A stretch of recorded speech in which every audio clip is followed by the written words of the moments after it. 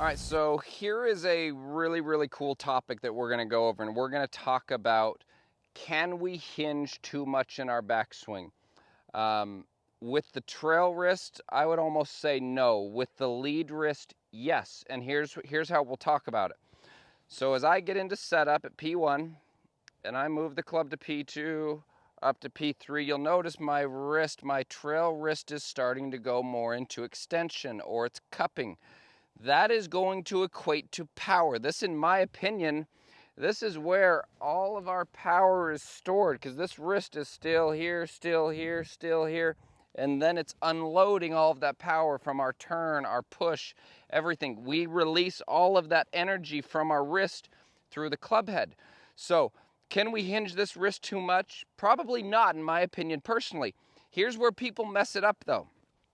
As I get into setup here, and they start trying to go up here, and we start hinging this left wrist too much, that starts to move my right wrist more into flexion, or to where it bows.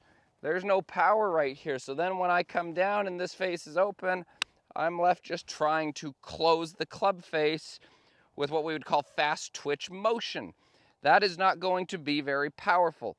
So make sure when you're trying to increase your wrist hinge, make sure it's coming more from the trail hand, and make sure that you are getting the club face into a good position still.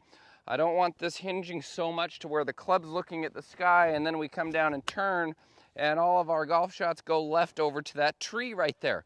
So there are certain parameters that we look for. We still want to see the face square here, even though I'm increasing that hinge, and then I'm turning up with the right amount of forearm rotation to get the face back to square, to where this is still loaded as I'm moving through the shot. So it is a thing that we can definitely work on increasing. We just have to make sure we do it the right way to sync it up better at impact.